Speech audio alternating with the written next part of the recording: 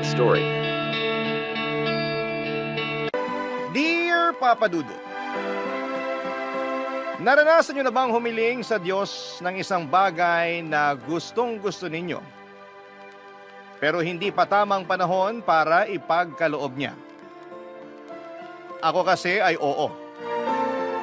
Umabot din sa puntong nagmakaawa na ako sa Kanya na ibigay ang bagay na yon at nangako na kapag tinupad niya, ang kahilingan ko ay aalagaan at iingatan ko yon hanggang sa kamatayan ko.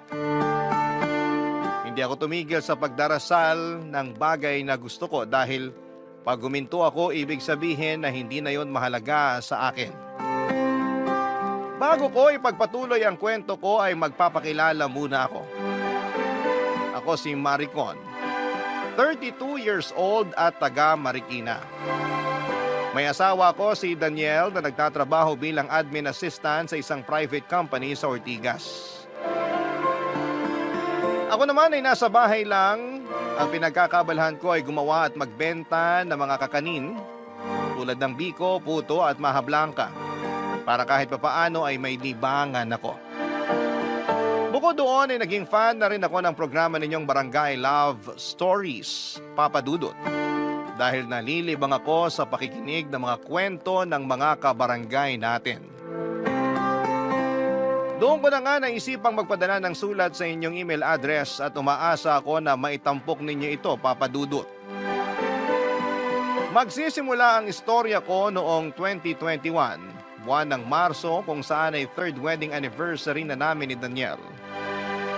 Pero kahit na ganoon na kami katagal na kasal ay hindi pa rin makabuo. Kaya wala pa rin kaming anak na masasabi naming amin.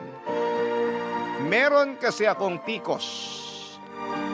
At sinabi na sa akin ng OB ko na magiging challenging daw ang pagbubuntis ko. Hindi ko yon pinaniwalaan dahil marami naman akong kaibigan na nag-diagnose ng parehong sakit. Pero may mga anak naman sila. Kaya nga buo ang pag-asa namin ni Daniel na magkaka-baby rin kami, lalo na at pareho namin gusto at hinihiling yon.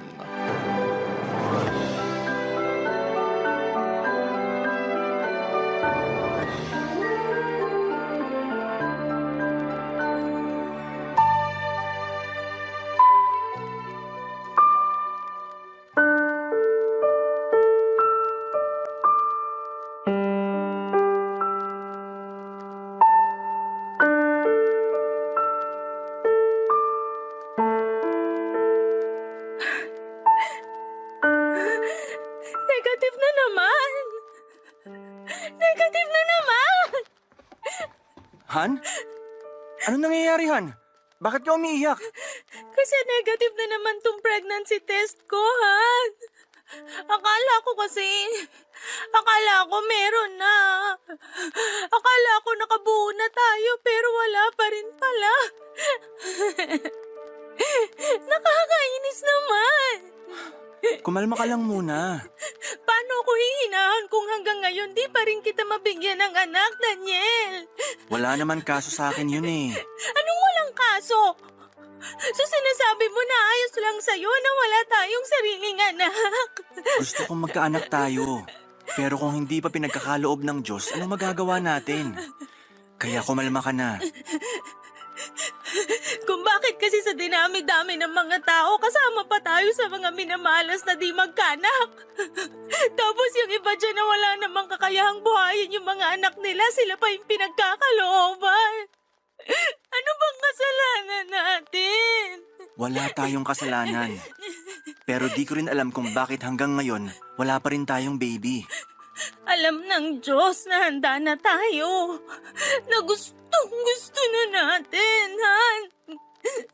Alam niya, pero parang di naman siya nakikinig. Hindi totoo yan. Nakikinig ang Diyos. Kung nakikinig siya, bakit di pa niya tayo binibigyan ng anak? Buti pa yung mga kapatid ko, dala-dalawa, tatlo-tatlo. Yung mga kapatid mo, meron pang ang 5. Tapos tayo kahit isa, wala pa rin. Ang unfair naman. Basta wag lang tayong tumigil sa pagdarasal na sana magka-baby din tayo, Han. Kulang pa ba yung mga dasal natin? Gusto ba ng Diyos pumunta tayo sa simbahan at manikluhod sa Kanya para lang marinig niya yung mga panalangin natin? Kasi kung oo, sobra naman siya sa atin.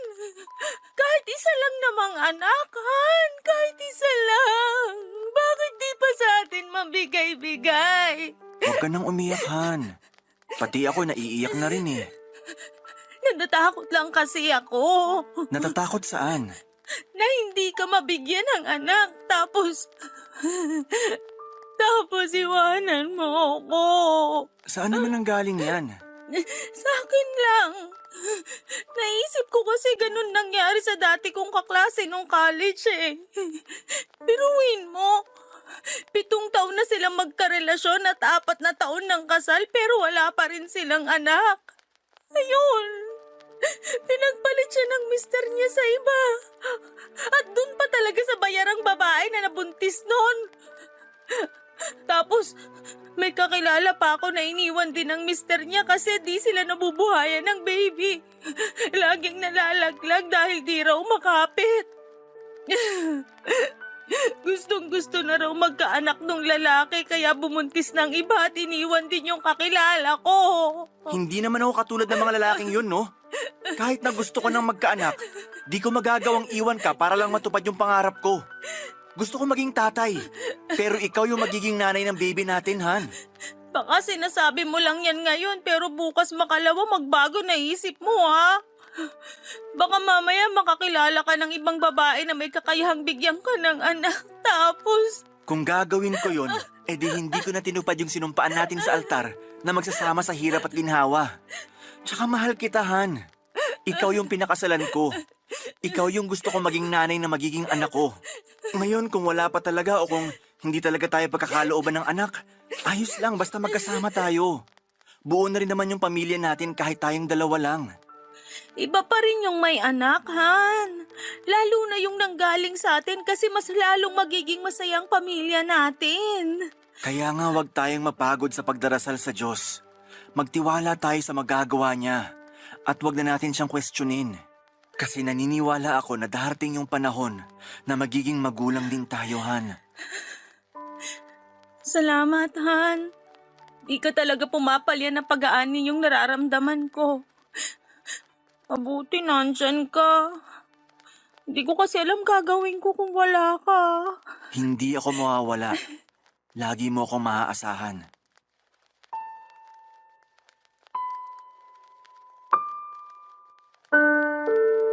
Papadudot mabuti na lamang dahil punong-puno ng pag-asa ang mister ko sa tuwing pinanghihinaan ako ng loob. Malaking bagay yon upang makaya kong harapin at tanggapin ang kakulangan ko bilang isang babae. Kaya naman na-appreciate ko talaga si Daniel ng mga panahon na yon. Doon ko rin na-realize na iba-iba pala ang epekto ng PCOS sa mga babae. Kaya gano'n na lamang ang frustrations at iyak ko nang hindi pa rin kami magkaanak ng mister ko. Pakiramdam ko ay wala akong kwentang babae. Sabi pa naman sa akin ng mama ko ay tungkulin ng isang babae na bigyan ng anak ang asawa niya. Kaya nga kami umabot sa 9 na magkakapatid pero masaya naman kahit mahirap ang buhay namin. Sa kabila ng lahat ay hanga ako sa mister ko dahil pinatunayan niya sa akin na mahal niya ako at ang pagsasama namin kahit wala pa kaming anak. Hindi niya pinaramdam sa akin na kulang ako at kapalit-palit. Kaya nga nandun pa rin ang pag-asa ko na balang araw ay mabubuo ang pamilya namin dahil mabibigyan ko na siya ng anak. Hindi rin naman ako tumigil sa pananalangin sa Panginoon na sana ay dinggin niya ang munting kahilingan ko. Nangako ako kung bibigyan niya kami ng anak ni Daniel ay mamahalin namin ito at aalagaan. Sisiguraduhin namin na maibibigay namin ang magandang buhay para sa anak namin sa abot ng aming makakaya. Pero mukhang may ibang plano yata ang Diyos para sa amin.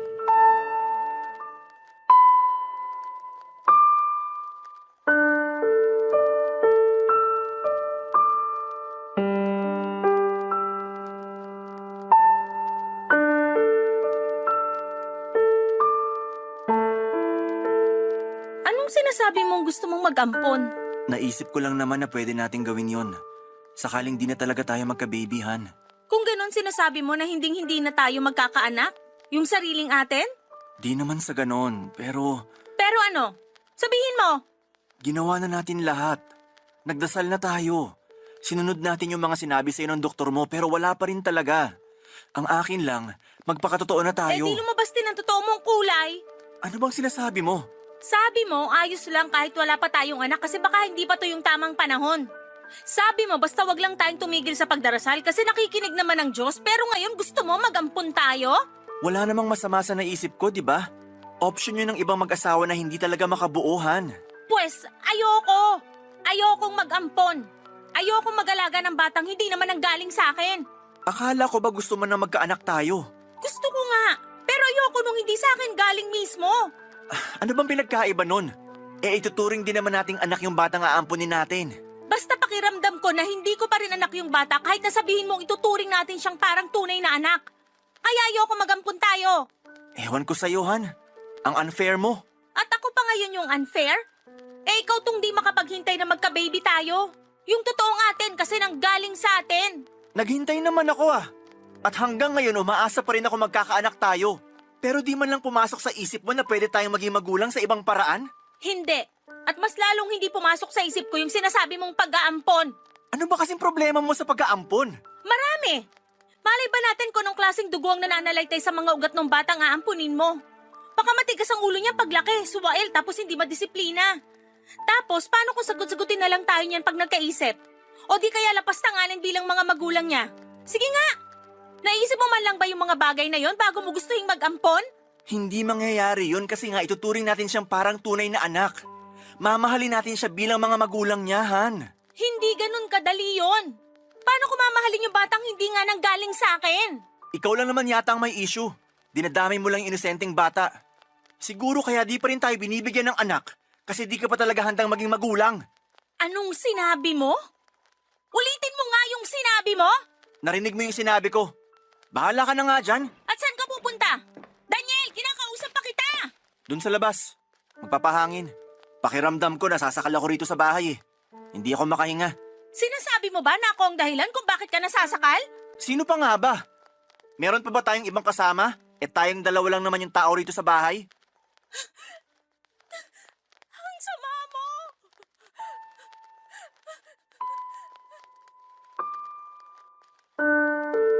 Papadudot tutol ako sa plano ni Daniel na mag-ampon. Dahil gusto kong maranasang dalhin sa sinapupunan ko ng 9 na buwan ang magiging anak namin. Saka hindi ko rin mapigilang mag-alinlangan sa gusto niyang mangyari dahil hindi naman namin kadugo yung batang gusto niyang ampunin. Pero sinabi ni Daniel na malayo nilang kamag-anak yon, anak ng second cousin niya na maagang naulila dahil namatay ang nanay pagkapanganak sa bata. At pagkalipas lang ng 1 linggo ay naaksidente sa motor ang tatay nito. Tanging lola noong bata ang nag-aalaga pero matanda na rin ito at sakitin pa. Papadudot kahit na malayong kamag-anak nila yon ay ayoko pa rin at sa huli nirespeto ni Daniel ang desisyon ko pero pinaramdam niya sa akin na malungkot siya dahil sa hindi ko pagpayag sa kagustuhan niya. Nagsimulang lumamig ang pakikitungo sa akin ni Daniel, bagay na kinatakot ko ng husto. Nag-overthink na naman ako na baka iwanan ako ng mister ko o mambabae siya kasi wala akong kakayahang bigyan siya ng anak.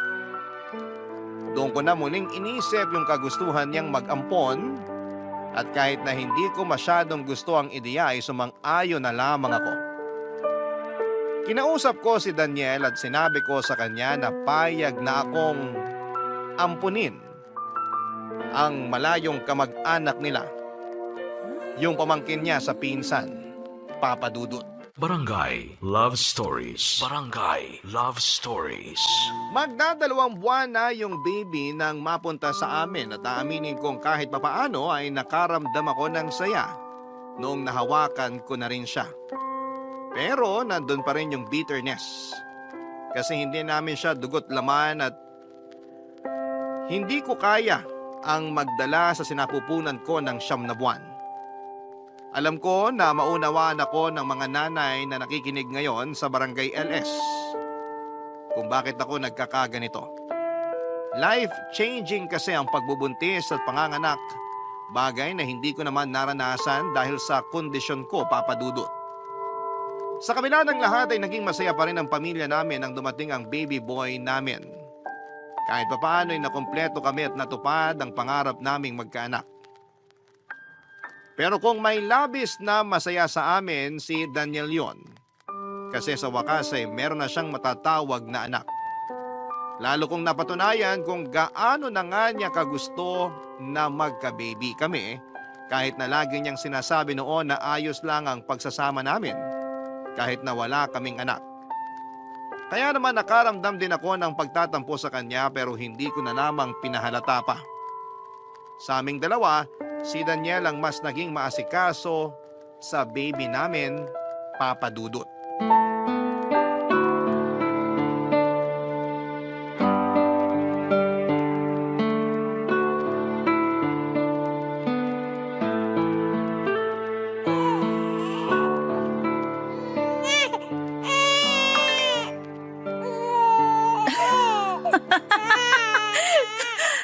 Dami talagang alam nitong BFF ko. Nakakatawa mga sinasabi eh. Han? Han, si baby umiiyak. Teka, reply ako nga muna. Excited na ako sa chika ng bruha. Han, si baby ka ako. Ano bang problema sa batang yan? Ano bang problema? Eh di mo ba naririnig na umiiyak si baby? Eh di ko narinig yung iyak Sana niya na. kasi alam ko tulog lang yan Nandito kanina. na si Papa. Ang sabihin mo, busy ka kasi kaka-cellphone. Ano bang problema mo sa pagsi-cellphone ko? Wala na ba akong karapatang mag-cellphone sa pamamahay na to? Meron. Pero sana unahin mong bantayan yung anak natin kaysa makipagchismisan dyan sa mga kaibigan mo. Daniel naman. Kanina pagsi-cellphone ko pinapakialaman mo, ngayon pati pakikipag-usap ko sa mga kaibigan ko? Sumusobra ka na yata. Iyak kasi ng iyak si baby.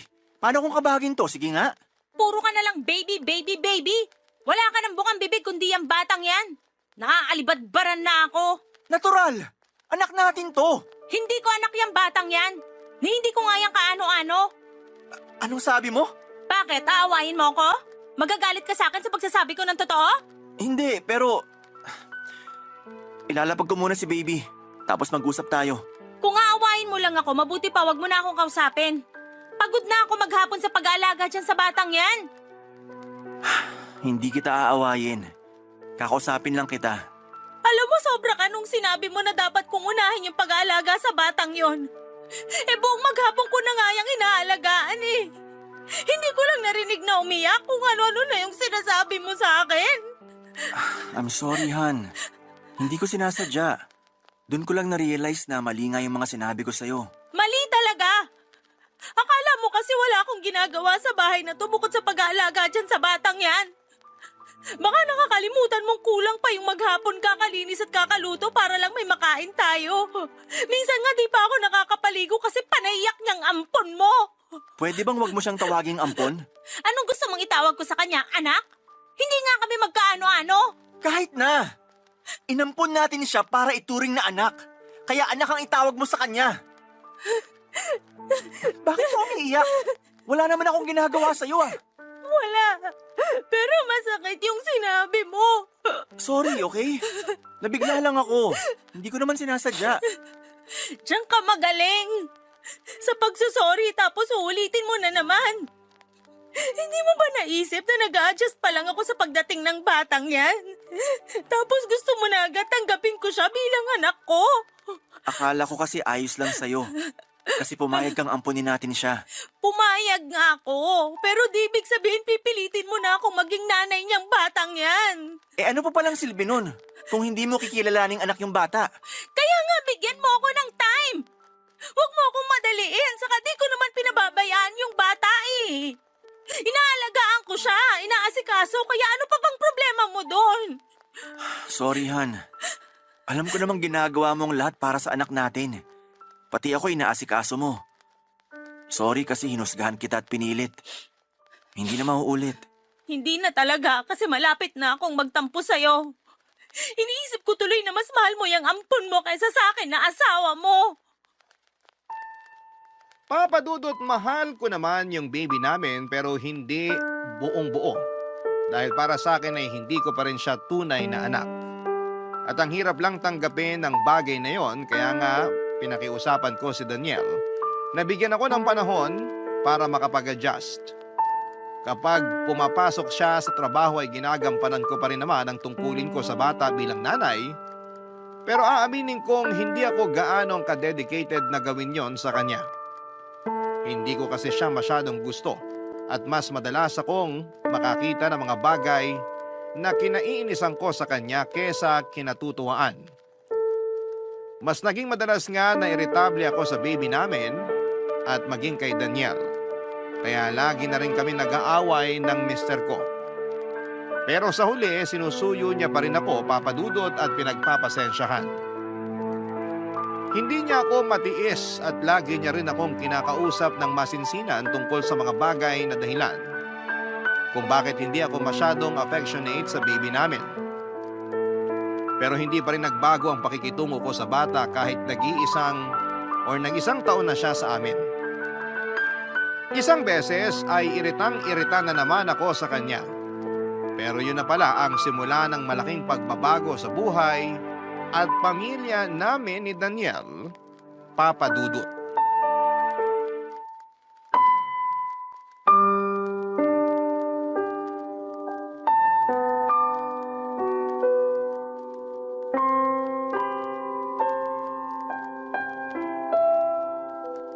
Oh my gosh! Oh my gosh! Daniel! Daniel, halika rito! Ano ba yun, Han? May nangyari ba sa'yo? Wala! Ay, meron pala! Meron nangyari sa akin at sigurado akong matutuwa ka kapag nalaman mo.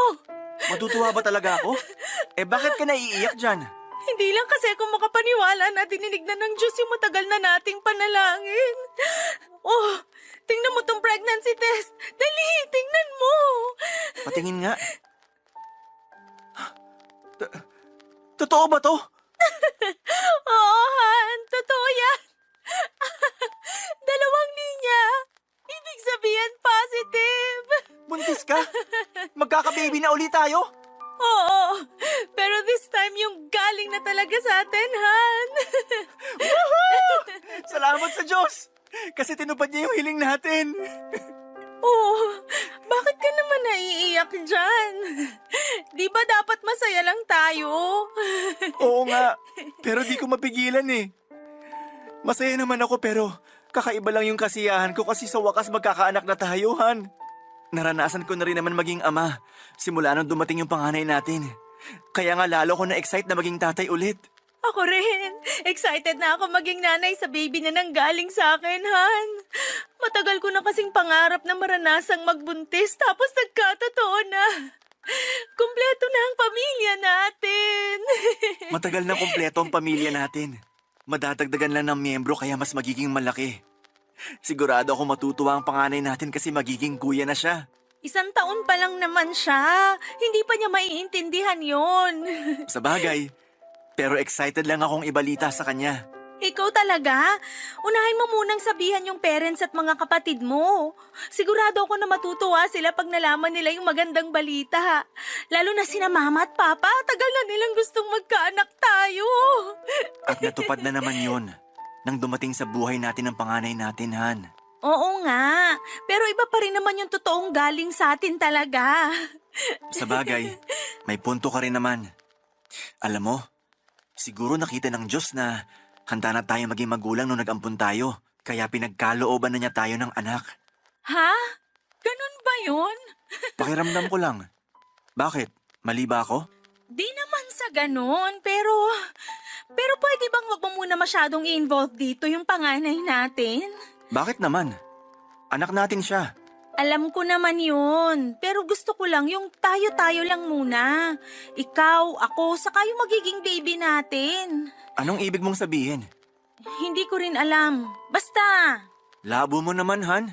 Yung panganay na naman natin yung pinagdidiskitahan mo. Eh wala naman siyang ginagawang masama sa'yo. Hindi ko siya pinagdidiskitahan, no? Yun kaya yung tono mo. Pinagsasasabi mo. Masyado ka lang advance mag-isip. Saka ayang ka na naman eh. Mas kinakampihan mo na naman yung batang yun kesa sa akin na asawa mo. Malamang nakampihan ko siya. Wala pa naman siyang kakayahang ipagtanggol yung sarili niya. Ikaw tong matanda. Ikaw dapat mas nakakaintindi. Gusto mong i-echipwera yung panganay natin, anak din naman natin yun. Pag-aawayan pa ba natin to? Kasi kung oo, sayang naman yung magandang balita, di ba? Ikaw kaya nag-umpisa. Huwag mo ibalik sa akin yung sisi. Ang saya-saya lang natin kanina tapos kung ano-ano na yung sinasabi mo dyan. Papa Dudut, nagkatampuhan kami ni Daniel ng araw na yon pero naayos din naman kalaunan. Ako ang nagsorry sa kanya kasi alam ko na na-offend ko siya sa mga sinabi ko. Hindi lang din talaga napigilan ng bibig ko. Ayoko kasi talagang isali ang panganay namin sa kasiyahan naming mag-asawa. Alam ko na medyo selfish yon pero ewan ko ba. Kahit na noong nag-isang taon na sa amin ang batang inampo namin, ay hindi pa rin ganong kalapit ang loob ko sa kanya. Pero isang himala talaga na nabuntis ako kaya naman nagpasalamat kami ng husto sa Panginoon dahil binigyan niya kami ng anak. Napakasaya ko, lalo na noong nalaman kong may buhay na sa sinapupunan ko. Kaya naman ginawa ko ang lahat para alagaan ang magiging anak namin ni Daniel. At nagdoble pa nga ang kasiyahan namin nang may makumpirma kami sa first ultrasound ko. Kambal ang pinagbubuntis ko. Ganon na lamang ang galak at excitement namin ni Daniel dahil sa dobling blessings na pinagkaloob sa pamilya namin. Hindi na kami makapaghintay sa pagdating ng mga anak namin at nadagdagan lang ang happiness nang ibalita namin yon sa pamilya namin. Pero syempre hindi nawala ang mga nagtanong kung ano daw ang plano namin sa batang inampo namin ni Daniel. Walang plano ang mister ko dahil malapit siya sa bata. Pero ako sa totoo lang, Papa Dudut, gusto ko nang isaoli yung batang yon sa pinanggalingan niya dahil magkakaroon na rin naman kami ng mga anak ni Daniel na masasabi namin galing sa aming dalawa, Papa Dudut. Barangay Love Stories. Barangay Love Stories. Mas lalong naging malayo ang loob ko sa panganay namin at ang lagi kong excuse ay buntis ako. Kaya si Daniel na lamang ang nag-aasikaso sa bata lalo kapag day off niya. Kaya ang nangyari, Papa Dudut, ay lalo silang naging close. Bagay na kinaiinisan ko kasi hindi naman namin anak ang ampong yon. Nagtanim ako ng galit sa bata hanggang sa dumating ang araw na isinilang ko na ang kambal namin. Bumalik ang labis na saya sa pamilya namin at napasabi ako sa Diyos na wala na akong mahihiling pa. Pero kasabay noon ang pagbabalik din ng matinding kagustuhan ko na mawala na sa landas namin yung ampo namin dahil nga may mga anak na kami ni Daniel. Naisip ko na kahit na anong gawin ko ay hindi ko talaga siya magugustuhan. At hindi ko rin siya ituturing na parang tunay na anak. Hindi ko siya mamahalin katulad ng pagmamahal ko sa mga anak ko, Papa Dudut.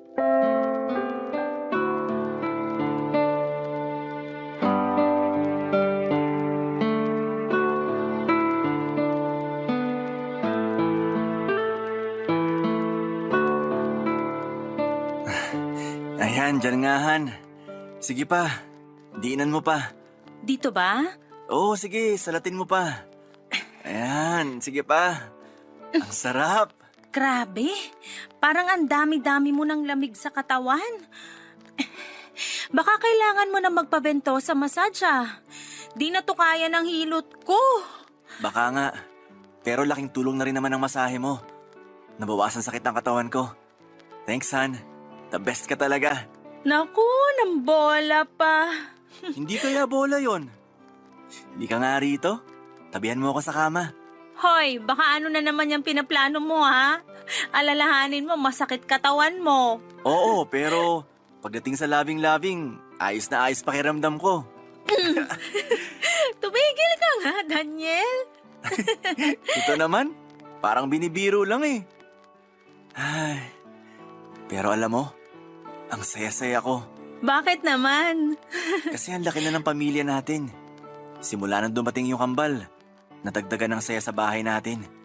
Pero syempre, nadagdagan din yung ingay, lalo na pagsabay silang umiyak. Oo nga eh. Wala na akong mahihiling pa kasi kumpleto na tayo. Matagal na tayong kompleto simula nang dumating yung panganay natin, Han. Siya ang bumuo sa pamilya natin. Siya ang nagturo sa atin kung paano maging magulang. Napapansin ko, paborito mo talaga yung batang yon, no? Ha? Siyempre, anak natin yon. Hindi natin anak yon. Ano bang pinagsasabi mo?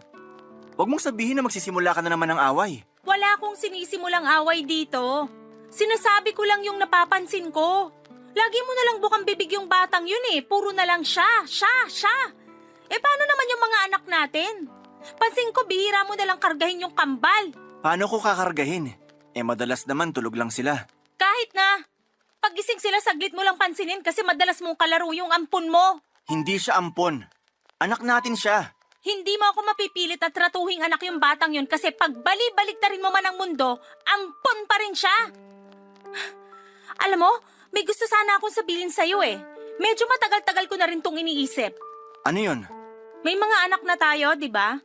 Yung totoong galing sa atin, kaya bakit di mo na lang ibalik yung ampon mo sa pinanggalingan niya? Ano bang sinasabi mo, Maricon? Hindi naman natin siya kailangan kasi may mga anak na tayo. Ayoko rin sa batang yun. Naiinis lang ako pag nakikita ko pagmumukha niya. Kaya pwede ba, ibalik mo na yun sa pamilya niya? Siraulo ka ba? Siraulo na kung siraulo pero ayoko sabi sa batang yan. Ikaw lang naman may gusto dyan eh. Siguro anak mo sa ibang babae yan, no? Anak ng... Sige, subukan mo ako saktan. Ipapabarangay kita. Ano ba kasing nangyayari sa'yo? Bakit ganyan yung naiisip mo? Iniisip ko lang naman yung pamilya natin. Gusto ko tayo-tayo lang. Ayoko may kaagaw sa atensyon yung mga anak natin. Kaya nga sinasabi ko sa'yo, isoli mo na yung bata. Kung makapagsalita ka, parang nanghiram ka lang ng laruan ah. Alam mo kung di ka pa titigil sa kakasalita, baka mapiko na talaga ako sa'yo. Hindi talaga ako titigil dahil kung pikon ka na sa akin, mas pikon ako dyan sa ampon mo. Peste, panira ng pamilya. Baka nakakalimutan mong pumayag ka na ampunin natin siya. Hindi ko nakakalimutan pero napilitan lang talaga ako nun. At ngayon na may anak na tayo, hindi na natin siya kailangan. Papa Dudut, inaasahan ko nang tututol si Daniel sa naisip ko pero hindi ko akalain na magagalit siya sa akin ng husto. Pero kung galit siya, ay mas galit ako dahil may favoritism siya.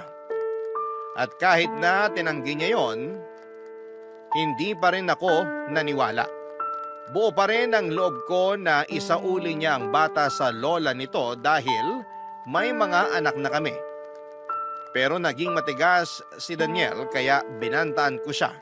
Nalalayo ako at isasama ko ang kambal. Isang araw ay nagulat na lamang si Daniel na nakapag-impake na kaming mag-ina. Plano ko nung umuwi sa bahay ng parents ko dahil ayokong makasama sa bahay namin yung ampon niya. Pinigilan kami ng mister ko pero hindi ako nagpaawat lalo na nung dumating na ang mga magulang ko para sunduin kami. Maging sila isang ayon sa gusto ko na ibalik na lamang sa pinanggalingan nito ang panganay namin.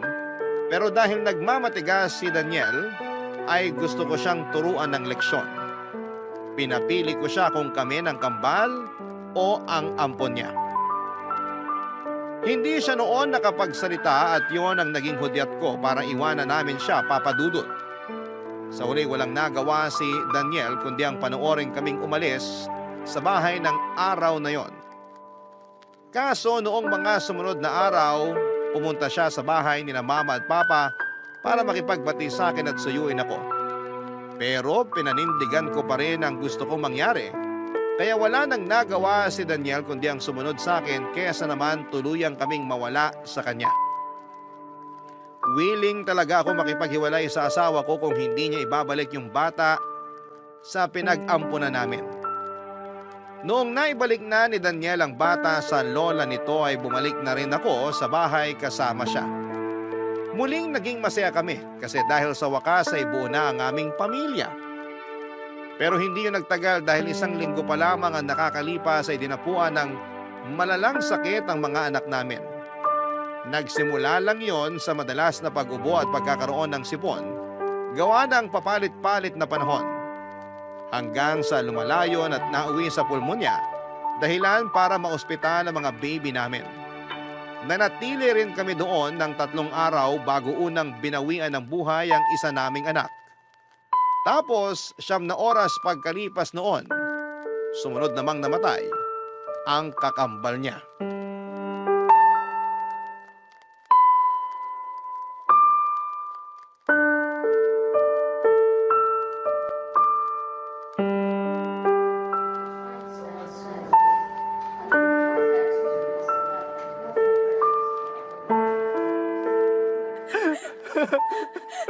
Mga anak! Gumising kayo! Daniel, luminahon ka lang. Paano ko hihinahon? Nawala na sa atin yung isa nating anak. Tapos sumunod naman yung kambal niya. Wala na. Wala na tayong mga anak. Pero kahit magsisigaw ka pa dyan, hindi na sila mababalik sa atin. Anong gusto mong gawin ko? Pumalak ka kasi namatayin tayo ng mga anak. Siyempre hindi. Para ka naman tanga eh. Ako pa yung tanga. Ako ba may kasalanan kung bakit maagang binawi sa atin yung mga anak natin? Sinasabi mo bang kasalanan ko? Sino pa nga ba? Ikaw yung lagi nilang kasama. Siraulo ka pala eh. Sige, pampasin mo ako. Sige, lakasan mo pa. Kapal na mukha mong sisihin ako. Sino sisisihin ko? Yung kapitbahay? Yung mga magulang mo? Eh, ikaw yung nanay. Kaya nawala sa atin yung mga anak natin. Kasi pinabayaan mo. Alam ng Diyos na hindi ko pinabayaan yung mga anak natin. Kaya wala kang karapatan na isisi sa akin yung mga nangyari. Ikaw nga itong madalas wala kahit araw ng day off mo. Mas gusto mong pumasok sa trabaho. Hindi mo nga ako matulungan sa pag-aasikaso sa mga bata tapos ako pa sisisihin mo. Hindi ko lang matanggap. Nawala sila sa atin ng ganun kabilis. Marami pa tayong pangarap para sa kanila eh. Pero bakit ganon? Bakit ganon? Hindi ko rin alam. Ewan ko. Alam mo kung anong naiisip ko? Na baka binawi sa atin yung mga anak natin. Kasi nakita ng Diyos na hindi tayo karapat-dapat maging magulang. Ano bang pinagsasasabi mo? Paano hindi tayo karapat-dapat ang tagal-tagal na natin gustong magkaanak? Oo nga! Kaya niya tayo binigyan ng anak nung nag-ampun tayo. Pero anong ginawa mo? Hindi mo minahal yung bata. Kaya nung pinagkalooban niya tayo ng mga anak, binawi rin niya agad sa atin. Kasalanan mo talaga to kasi may favoritism ka. Ikaw rin naman may favoritism ka. Mas mahal mo pa yung ampun mo kaysa sa mga anak natin. Kaya masisisi mo ba ako kung bakit natakot ako na pag lumaki yung mga anak natin sila pang mamalimos ng atensyon at pagmamahal sa tatay nila? Hindi mangyayari yun kasi pare-pareho ko silang mahal. Hindi yun ang nakikita ko, Daniel. Kaya wag na wag mo akong sisisihin sa nangyari. May kasalanan ka rin. Hindi lang puro ako. Visit namang buhay to. Pinagkalooban nga tayo. Binawi rin agad. Wala na yung mga anak ko. Hindi lang ikaw ang nawalan ng anak. Ako rin. Baka nakakalimutan mo nga ako ang nagdala sa kanila sa sinapupunan ko ng 9 na buwan. Ang tagal ko silang hinintay. Tapos mawawala lang sila sa atin sa isang iglap. Kaya nga. Parang hindi ko na kaya. Paano pa tayo magpapatuloy? Kung ang sakit-sakit nung nangyari. Pakiramdam ko na wala na ako ng dahilan para magpatuloy. Nawala na ako ng pag-asa na mabuhay. Sobrang sakit mawalan ng mga anak, Papa Dudut. Parang kaming pinatay ng paulit-ulit ni Daniel dahil binawi agad sa amin ang aming kambal. At kahit na umiyak pa kami ng dugo ay alam naming hinding-hindi na sa amin maibabalik pa ang mga anak namin. Pero sa kabila ng lahat ay kinaya pa rin namin ni Daniel na mairaos ang burol at libing ng mga anak namin. Mabuti na lamang at nasa tabi namin ang aming mga magulang para magsilbing sandigan naming mag-asawa. Hinang-hina na kasi kami at hindi na namin alam ang mga gagawin, Papa Dudut. Napakahirap ng mga unang araw at linggo matapos mailibing ang mga anak namin. Hindi kasi kami nagkikibuan ni Daniel at para bang hangin lang kami sa isa't isa pag nasa bahay. Magkatabi nga kami sa kama kapag natutulog pero magkatalikuran naman kami dahil ayaw naming makita ang bawat isa. Pakiramdam ko ay sobrang naging malayo ang loob namin ng asawa ko at kamuntik na nga kaming maghiwalay. Umabot sa punto na umuwi ako sa bahay ng parents ko para doon muna magstay habang hindi pa kami parehong naghihilom ni Daniel. Malaking bagay yung espasyo namin sa isa't isa para mapag-isipan ang mga nangyayari sa buhay namin. Hindi nga nagtagal ay nagkapatawaran kaming mag-asawa at muling nagsama sa iisang bubong papadudot. Sa kasalukuyan ay pinipilit naming umusad ni Daniel. At kahit na mahirap gawin yon matapos ang mga nangyari ay pinili pa rin naming magpatuloy. Marami kaming pinagsisisihan. Lalong-lalo na ako. Na-realize ko na baka tama siya nang sabihin niya sa akin kaya binawi sa amin ang mga anak namin ay dahil nakita ng Diyos na hindi pa ako handang maging isang ina. Kasi kung handa na ako ay hindi ko ipagdadamot ang pagmamahal ko sa isang bata at ituring ito na sariling anak kahit na hindi ito nanggaling sa akin. Nalulungkot lang ako kasi huli na bago ko yon napagtanto. Pero umaasa ako na sana'y bigyan pa rin kami ng Diyos ng pagkakataon na maging mga magulang kami ni Daniel. Hanggang dito na lamang po ang sulat ko, Papa Dudut, nawa ay kinapulutan po ito ng aral ng mga kabarangay natin. Maraming salamat po kung mapili po ninyo ang istorya na maitampok sa programa ninyo. God bless po sa Barangay Love Stories. Number 1 po ang Barangay LS 97.1 sa puso namin. Ang inyong forever kapuso at kabarangay, Maricon. Dear Papa Dudut, ako nga pala si Bea, 20 years old, isang aminadong conservative. Mula sa pag-iisip, sa galaw at sa pananalita, isama mo na rin ang pananamit ko. Lagi akong tinatawag na manang ng mga kakilala ko. Nung una ay naiinis ako dahil hindi naman kasalanang maging isang conservative. Pero nang tumagal ay nakasanayan ko na. Ibit-balikat na lamang ako lagi sa tuwing may nangpupuna sa pinili kong identity.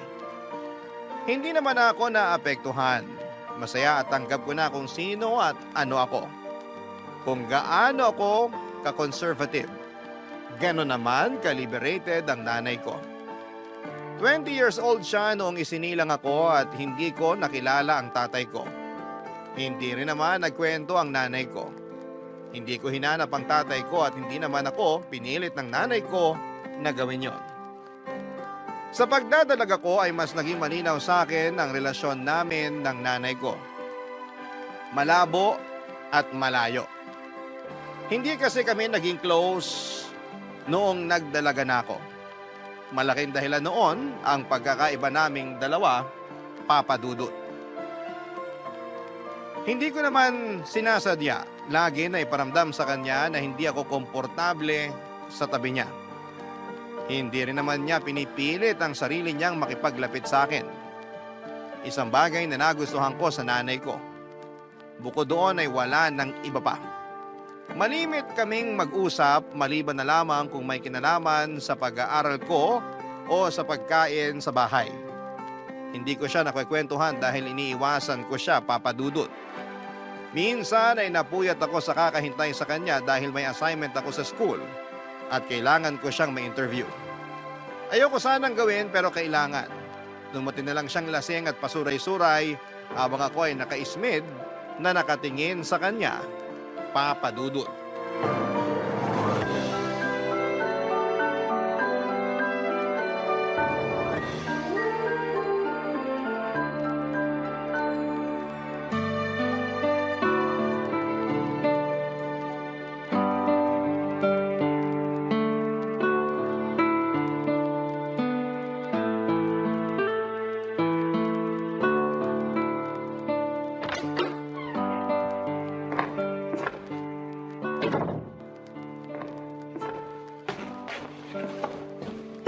Teka lang. Nakakagulat ka naman. Ako nga ito nagulat sa'yo eh. Mag-uumaga na pero ngayon ka palang umuwi. Uwi ba yan ng matinong nanay? Inumagal na uwi, hindi na agad matino.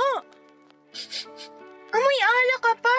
Kaya nga naman mga mo'y sampagita ako pag nasa beer house. Hindi nakakatuwa, Nay. Ikaw naman, masyado kang seryoso. Ang alanganin kasi ng oras ng uwi niyo. Pinag-alala niyo ako eh. Ang sweet naman ng anak ko. Nag-aalala ka talaga. Nag-aalala ako sa sasabihin ng ibang tao. Lagi na lang kayong topic ng mga marites eh. Ano bang pakialam ko sa kanila?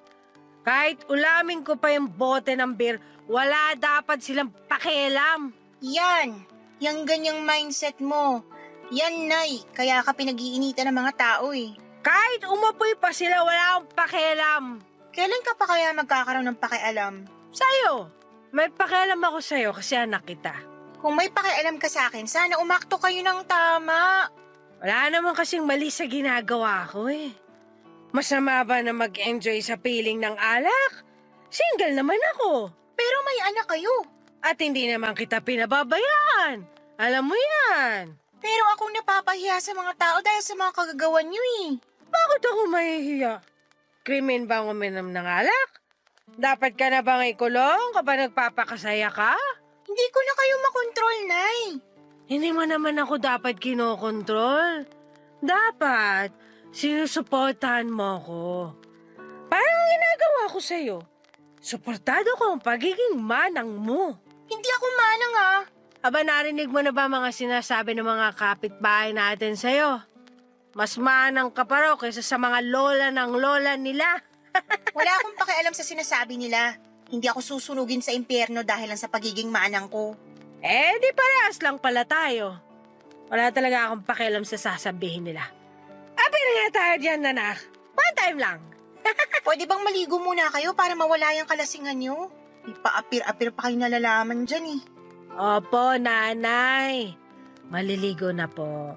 Pasensya na po. At magkape kayo para bumaba ng amats nyo.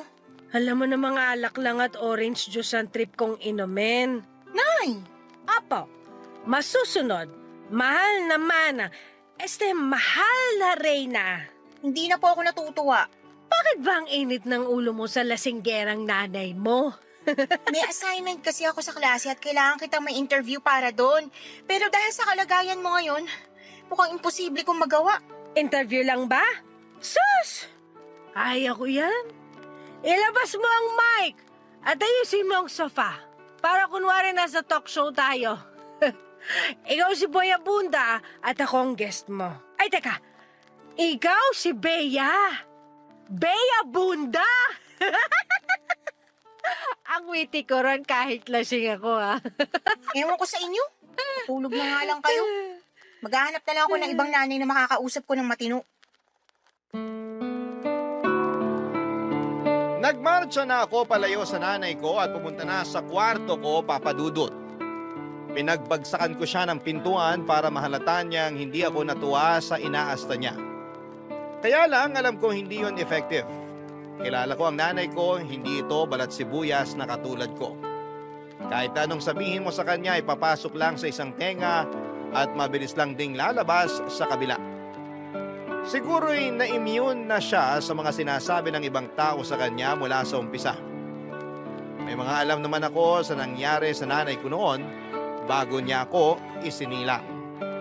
Nakwento lang ito ng mga kamag-anak namin, Papa Dudut.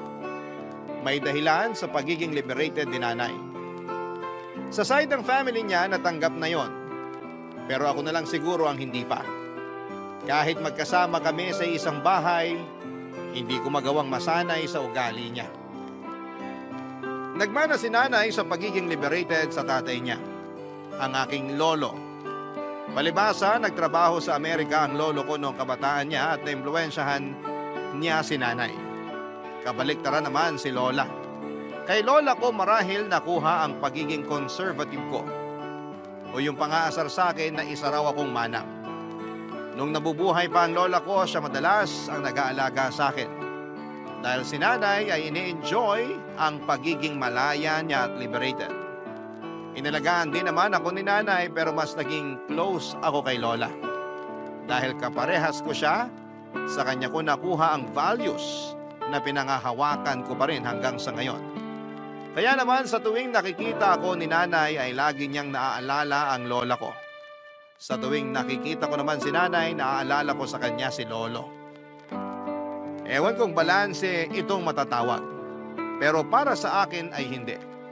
Dahil ang pagkakaiba namin ang siyang dahilan kung bakit hindi kami magkasundong dalawa, Papa Dudut.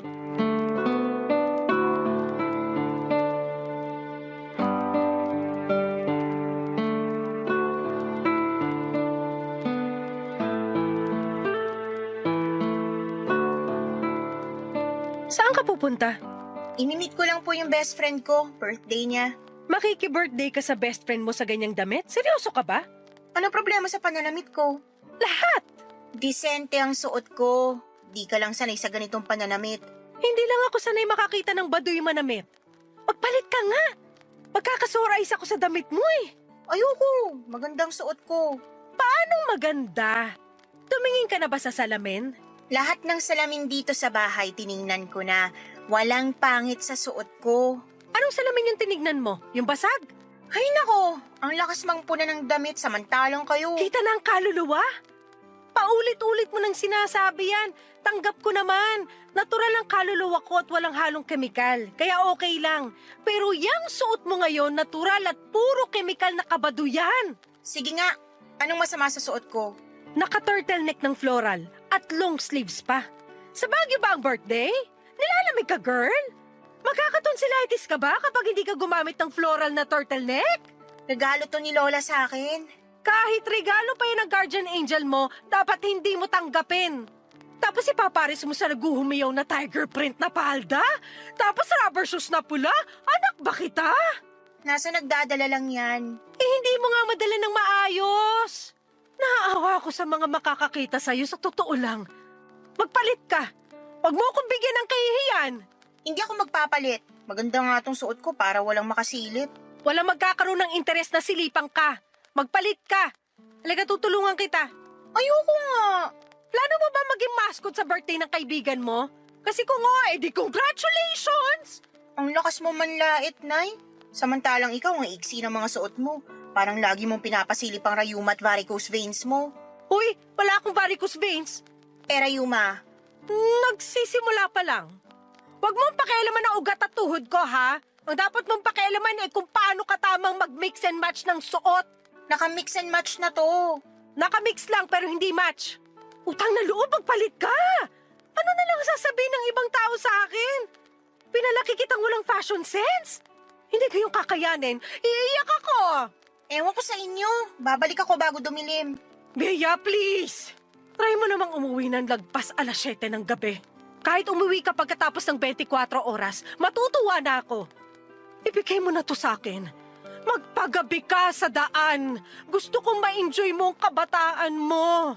Ini-enjoy ko ang kabataan ko sa paraang gusto ko. Paano mo malalaman na yan ang gusto mo eh hindi mo pa nga natatry yung sinasabi ko? Sa nakikita ko po sa inyo, wag na lang. Ayoko nang matry. Bea! Aalis na po ako. Nandito na ako bago gumabi.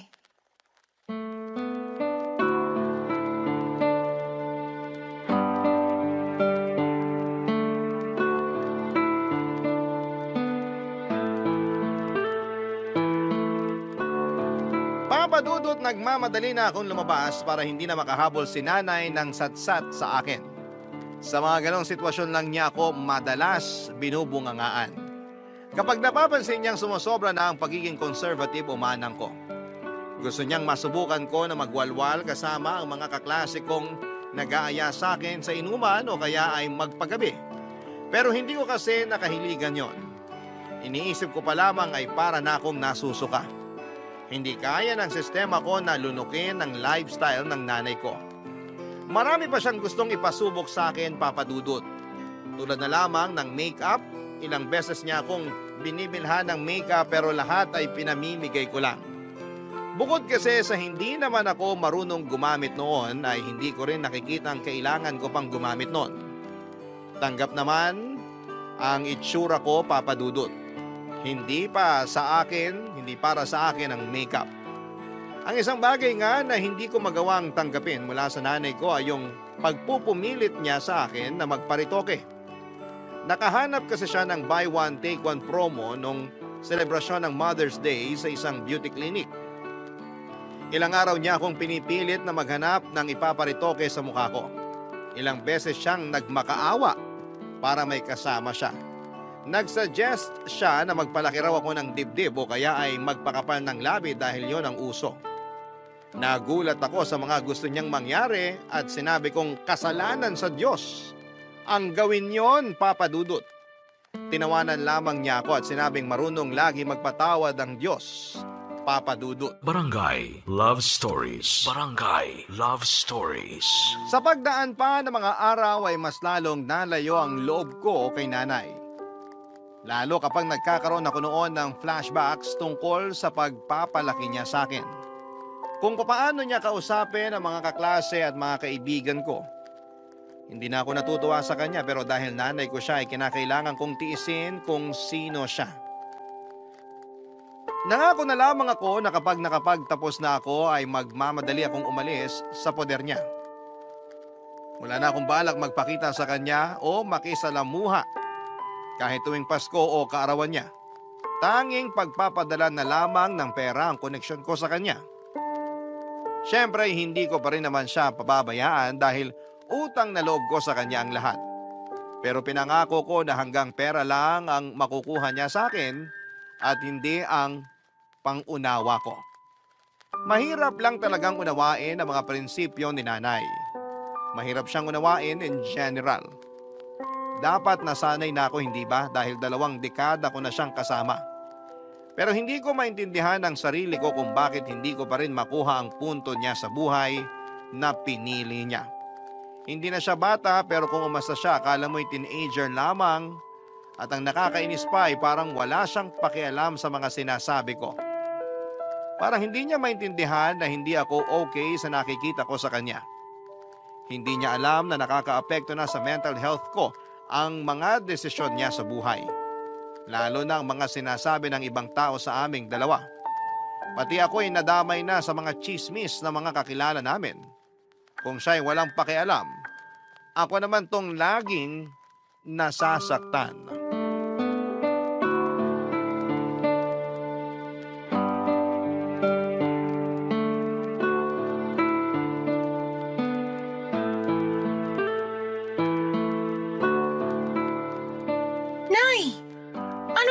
Pinag-uusapan ng mga marites sa kanto natin. Aba malay ko, hindi naman kami close. Ikaw na naman ang tampulan ng chismis. Kung di pa ako napadaan doon sa tindahan ni Aling Miding, hindi ko pa malalaman na ikaw na naman ang topic. Ano na naman ba ang napansin nilang mali ko? Sige nga, isplok mo sa akin ang mga sinasabi ng mga perpektong marites na yan. Totoo bang namimigay ka ng kondom sa mga binata sa kanto natin? Oo! Regalo ko yun para sa mga malilikot na binata. Mahirap na. Baka hindi pa sila handang magkaroon ng mga anak. Condom is the key. Hindi nyo ba alam na nakakahiya yun? Lantaran yung pinakita sa mga tao na inaabutan mo ng mga kondom yung mga binatang yun. Hindi lang inabutan. Pinagsabihan ko pa. Tsaka tinulungan ko kung paano gumamit. Baka mabutas nila di talo rin. Naririnig nyo po ba mga sinasabi nyo, Nay? Oo naman no. Mukha lang marumi ang tenga ko pero malinaw ang pandinig ko. Ang ibig kong sabihin, paano nyo nasasabi ang mga ganyang salita? Hindi dapat kayo namigay ng mga kondom. Na-video ka pa at pinakita sa akin habang nagbubukas ng kondom para ituro kung paano ang tamang paggamit. Baka lang kasi hindi nila alam baka hindi na ituro sa kanila sa school. Hayaan nyo ang mga magulang nilang magturo nun. Alam mo ba kung gaano ka-awkward para sa magulang na ituro yun sa mga anak nila? Lalo na tayong mga Pinoy. Hindi ka nga nahihiyang abutan ako lagi ng birth control pills buwan-buwan. At dapat nga magpasalamat ka sa akin kasi protektado ka na.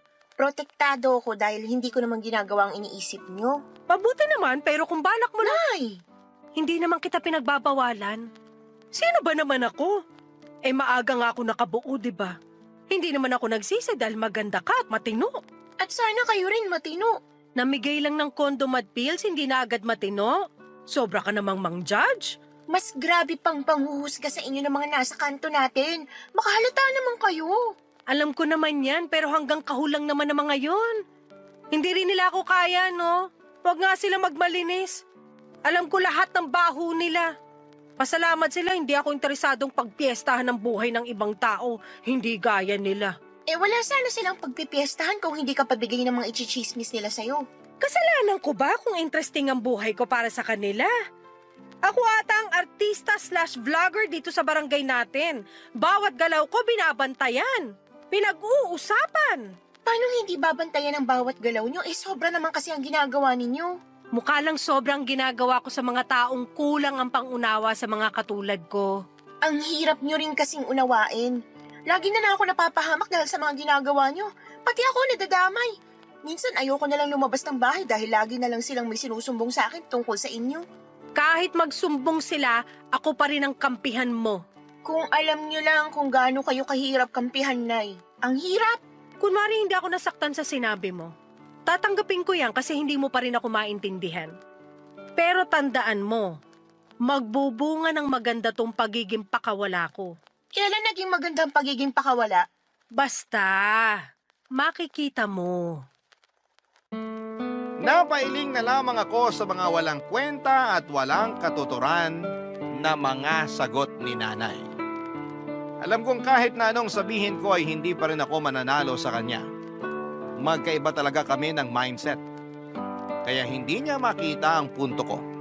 Hindi ko rin makita ang punto niya. It's a tie. At yun ang nakakainis dahil wala ni isa sa amin ang sumubok pantayan o unawain ang mindset ng bawat isa. Aminado akong ipagtatanggol ko ang nakagisnang kong mga prinsipyo at ibang paniniwala sa tama at mali. Ganon din naman si nanay. Hindi rin niya basta-bastang aabandonahin ang prinsipyo at nakasanayan niya. Lalo't may edad na rin siya. Lalong matataga sa bato ang mga prinsipyo niya kapag tumagal at nadagdagan palalo ang edad niya. Marami pang naging issue si nanay na nung una ay pinalagpas ko. Akala ko kasi marirealize pa niyang mali ang ginagawa niya pero nagkamali ako doon.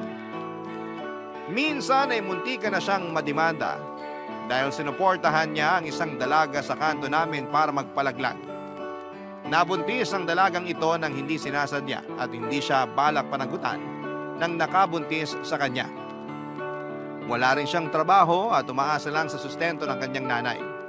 Matapang na sinuportahan ni nanay na ipalaglag nito ang pinagbubuntis niya. Dahil daw mas lalo lang mahihirapan ang buhay ng isisilang niya kung hindi pa siya handa bilang isang ina financially at emotionally. Napailing na lamang ako nang malaman kong galit na galit ang nanay ng dalagang ito kay nanay. Umabot pa sila sa barangay at nagkainitan ng ulo hanggang sa tinakot siya ng nanay ng dalaga na idedemanda kapag hindi pa siya nagsorry. Hindi nagsorry si nanay. Tinaasan niya ang pride niya at walang nagawa ang nanay ng dalaga. Mabuti na lamang at kapos sa pera ang nanay ng dalaga kaya wala itong ginawang pagdedemanda, Papa Dudut.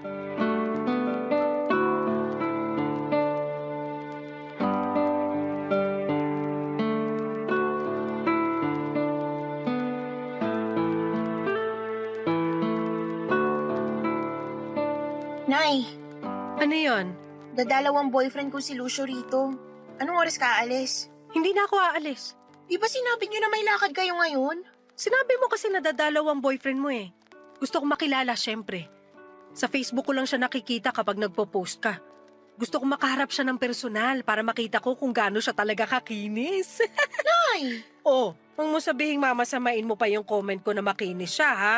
Sobra naman na ata pagiging conservative mo niyan. Ayoko lang na nagko-comment ka ng ganyan sa boyfriend ko. Nakakaasiwa. Ang banal mo naman masyado. May kumakatok. Baka si Lucio na yan. Teka, bagay ba ang lipstick ko sa spaghetti strap na suot ko? Hindi. Ayos, bagay nga. Pagbuksan mo na. Lucio, napaaga naman yung dating mo.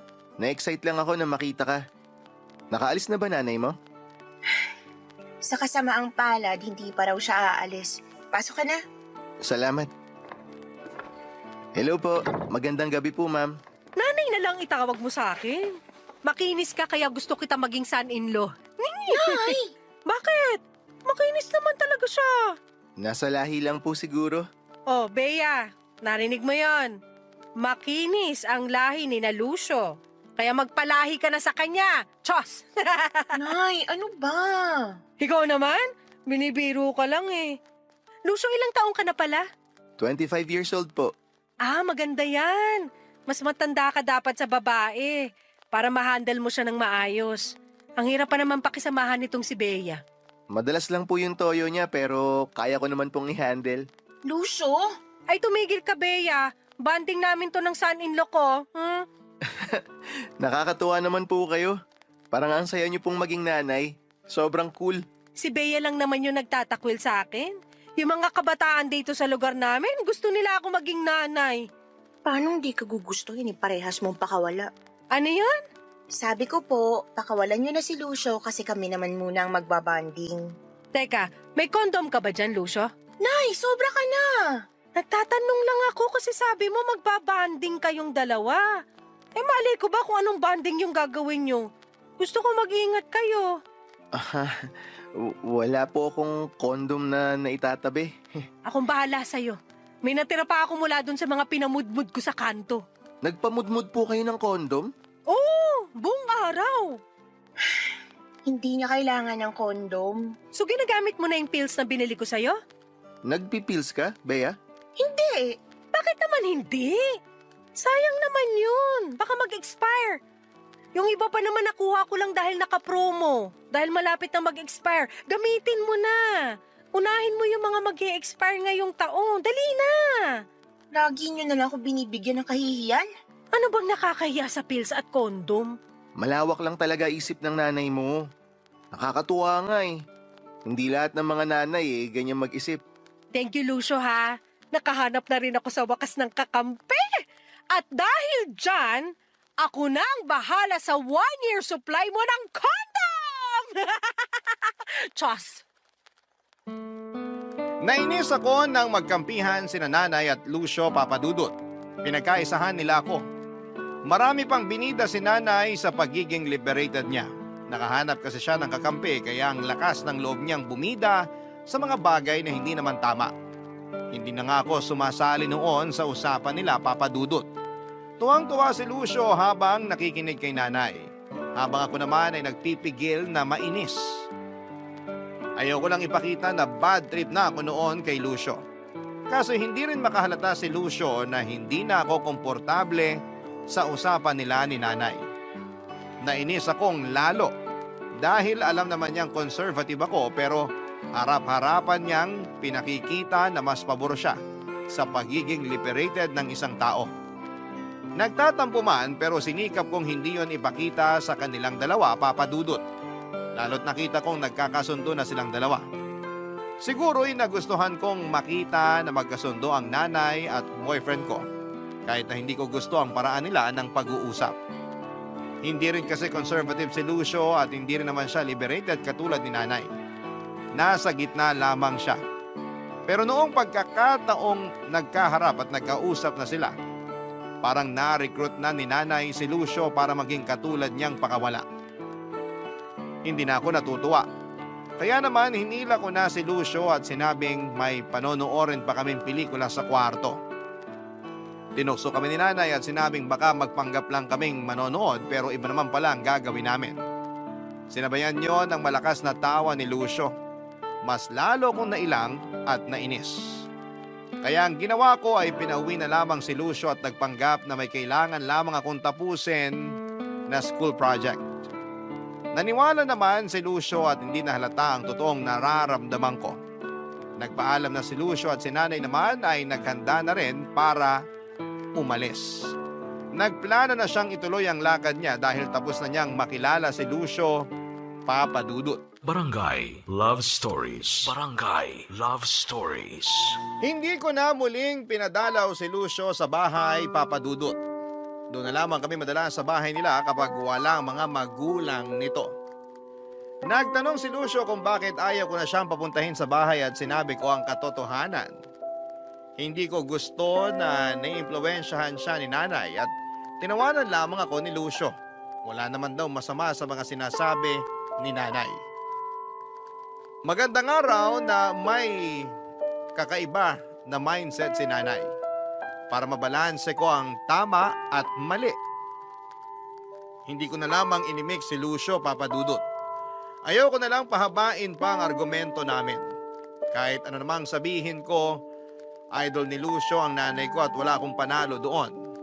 Kaya naman iniwasan na lamang namin na mapag-usapan si nanay sa tuwing magkasama kami para hindi masira ang mood ko.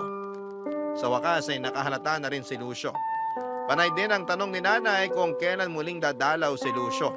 Pero kibit balikat lamang ang sagot ko sa kanya. Hindi naman niya ako kinukulit pa.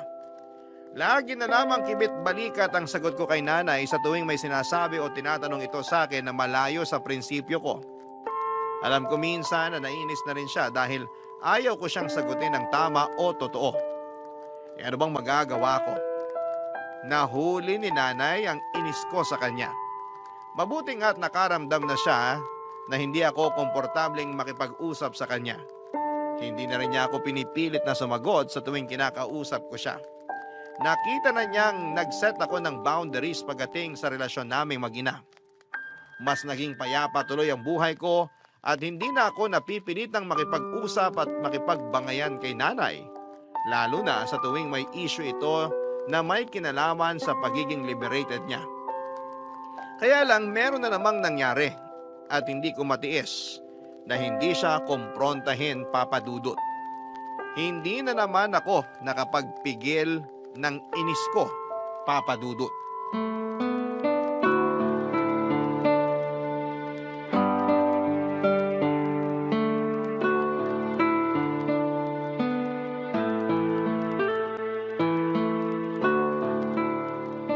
Nay, mag-usap nga tayo. Himala! Gusto mo na ulit akong kausapin. Sa totoo lang, hindi naman ako natutuwang makipag-usap sa inyo dahil puro stress na lang pong inaabot ko sa inyo. Ano na naman kaya ang kasalanan ko ngayon? Bakit kayo nag-post ng video sa Facebook tungkol sa pribadong ginagawa ng magkarelasyon sa kama? Hindi naman sa kama ginawa na magkarelasyon sa video Nay, hindi nyo na naman nakikita ang punto ko eh. Ikaw siguro yung nag-report ng videos ko, no? Hindi lang ako. Paniguradong may iba ring tao na naasiwa sa pinost nyo. Hindi naman sa Facebook tamang i-post ang mga ganyan eh. Eh saan? Dapat hindi kayo nagpo-post ng ganun kahit saan. Pribadong bagay yan. Naku, sa Amerika nga, mas lantaran pa ang mga pinopost nila kaysa sa akin. Gatuldok lang yung pinost ko kumpara sa pinopost ng mga kano. Huwag niyo pong ikumpara ang Amerika sa Pinas dahil kahit 2024 na, hindi pa rin lahat ay bukas ang isipan sa ganun. Kaya nga ako nagpo-post para mabuksan ang isipan ng mga feeling santo ng mga tao sa Pinas. Walang masama sa Tingnan mo na, kahit ako nahawa na sa'yo. Hindi ko na rin mabanggit ng diretsahan ng tamang term.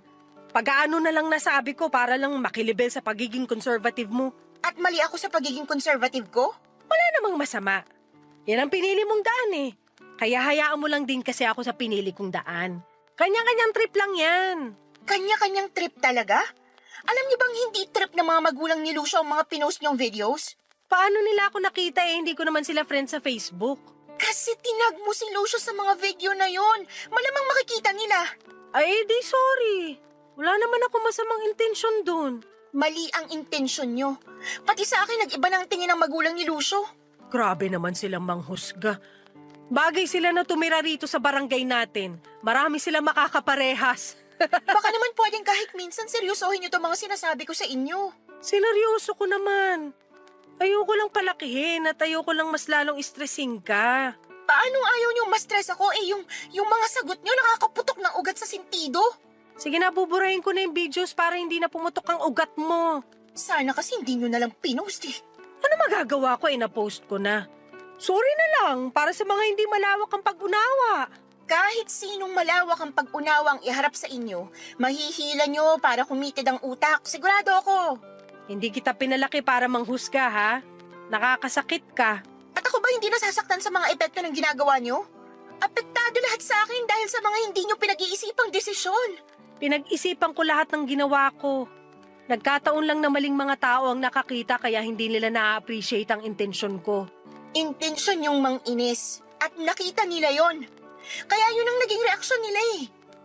Sana masaya na kayo na nakapangbuwisit kayo ng araw ng mga tao. Sila lang ang nambubwisit ng araw nila. Kung kaya lang nilang buksan ang isipan nila, maiintindihan nilang walang masama sa mga ginagawa ko. Ilan na kami nagsasabi na hindi tama ang mga ginagawa nyo. Wala na kayong tama, Nay. Wala. Ang ipanganak at buhayin ka. Hindi ba tama yon? Hindi ako nakaimik sa sinabi ni Nanay Papa Dudut. Hindi ko na rin binalak na sagutin yon. Alam kong nasaktan ko siya sa walang preno kong bibig, pero ganon talaga kapag napuno ka na. Tinalikuran niya ako at hindi na hinintay pang sumagot ako. Alam naman niyang wala rin akong panlaban sa huli kong sinabi sa kanya. Nagkulong siya sa kanyang kwarto at malakas na nagpatugtog ng rock music. Pero sa kabila ng ingay ng musikang pinapakinggan niya, dinig ko pa rin ang pag-iyak niya. Nasaktan ko si Nanay at aminado akong nasaktan ako nang makita siyang ganon. Yun ang unang beses na nagpakita siya ng ganon sa akin, Papa Dudut. Hindi ko yon napaghandaan. Nasanay kasi akong lagi siyang matapang at balahura kong sumagot. Mahal ko si Nanay pero maraming beses na sinagad nito ang pasensya ko. Nag-impake ako at tinawagan si Lucio. Nakiusap ako na pansamantala ay titira muna ako sa kanila. Alanganin noong umpisa si Lucio pero noong umiyak na ako ay pumayag na siya. Pansamantala lang naman ang pagtira ko kina Lucio. Nagpapalamig lamang ako sa mga nangyari sa pagitan namin ni Nanay. Babalik din naman ako sa bahay namin at hindi ko pa kasi kayang harapin noon dahil alam kong magkakailangan pa kami. Nag-iwan ako ng sulat kay Nanay na pansamantala ay magpapasama muna ako kay Lucio. Hindi naman niya sinagot ang sulat na yon at hindi rin niya ako minessage kahit sa Facebook or text. Nagsimula na akong tumira pansamantala kay Lucio. Inasikaso naman niya ako pero hindi pa rin nawala sa isipan ko si Nanay. Bihira kong umuwi ang mga magulang ni Lucio. Kapag andun ang mga magulang niya ay madalas lamang akong nagkukulong sa kwarto ni Lucio dahil nahihiya ako.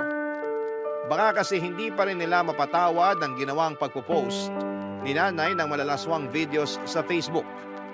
Siguro inabot ako ng 2 buwan sa bahay ni Lucio bago ako nagpasyang umuwi ng bahay, Papa Dudut.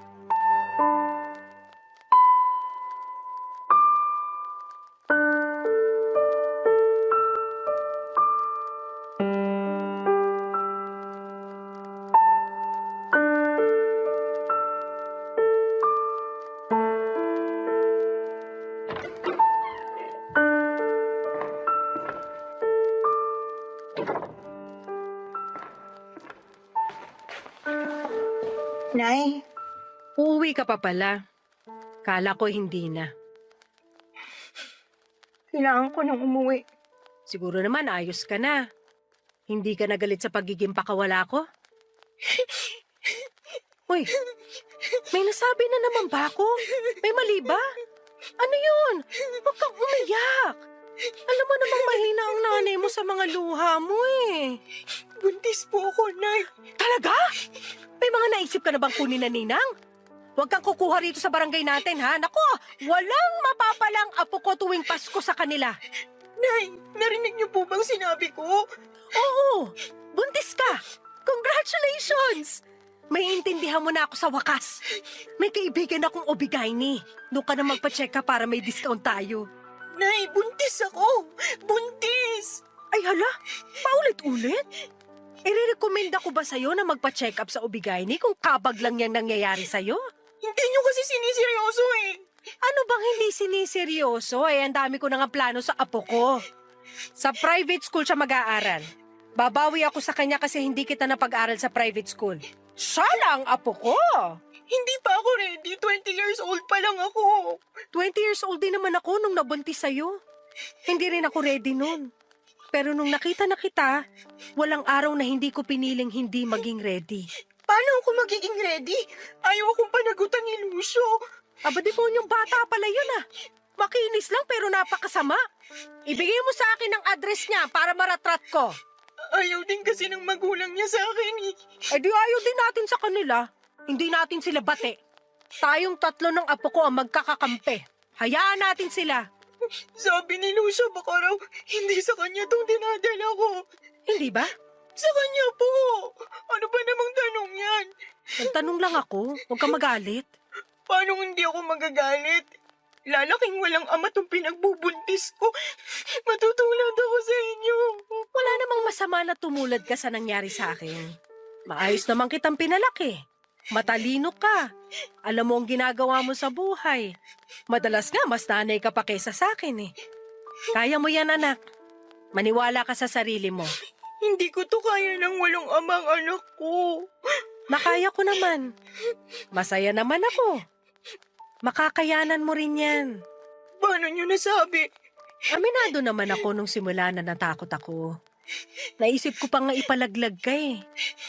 Kaso na naginip ako. Nanganak daw ako at kalong-kalong na kita sa panaginip ko. At yun daw ang pinakamasayang pangyayari sa buhay ko.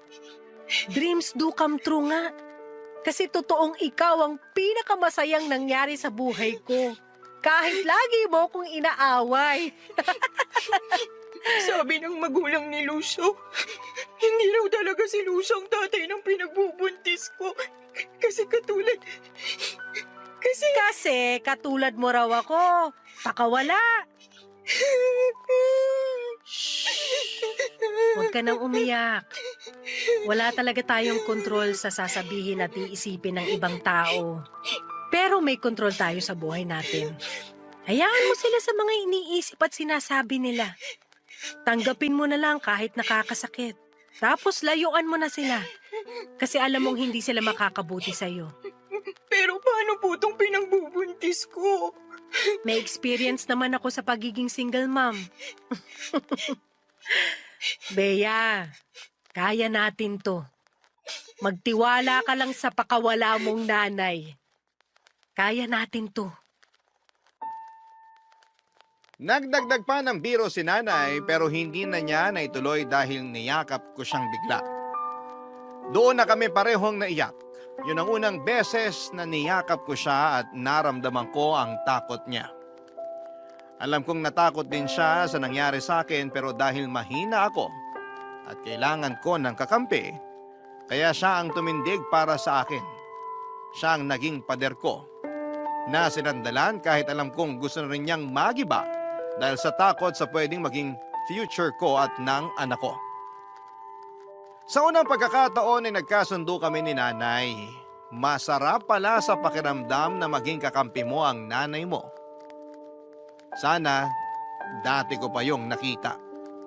Pero may kailangan lang palang ituro sa akin ng Diyos para magbalik ako sa piling ng nanay ko. Ang nanay ko na sa una ay iniisip kong pakawala. Pero sadyang malaya at gising lang ang kanyang kaisipan. Kaya hindi siya magawang unawain ng ibang tao dahil nagtutulog-tulugan pa rin sila. Tulad ko. Minsan din akong nagtulog-tulugan pero ngayon ay mulat na at gising na. Sa ngayon, papadudot ay unti-unti nang napapansin ang tiyan ko. Nakikita na kami ng mga kapitbahay sa tuwing lumalabas kami ni nanay para magpa-check up o bumili ng mga kailangan para sa magiging anak ko. Alam naming pinag-uusapan kami ng mga marites sa daan. Pero mas lalo lang kaming nawala ng pakialam. Totoong hindi namin kontrolado ang iniisip at sinasabi nila pero kontrolado naming huwag magpa-apekto sa mga laman ng utak nila. Mas pinili naming ireserba ang enerhiya namin para sa mga mas magandang bagay. At yon ay ang pagdating ng panibagong blessing at aral sa buhay namin ni nanay. Ang magiging anak ko. Maraming salamat po sa pagbasa ng aking liham, Papa Dudut. Naway mapakinggan ko po ito sa Spotify dahil doon namin madalas pinakikinggan ni nanay ang mga episodes ninyo. Muli maraming salamat po sa inyo. Ang inyong kapuso at kabarangay forever, Bea.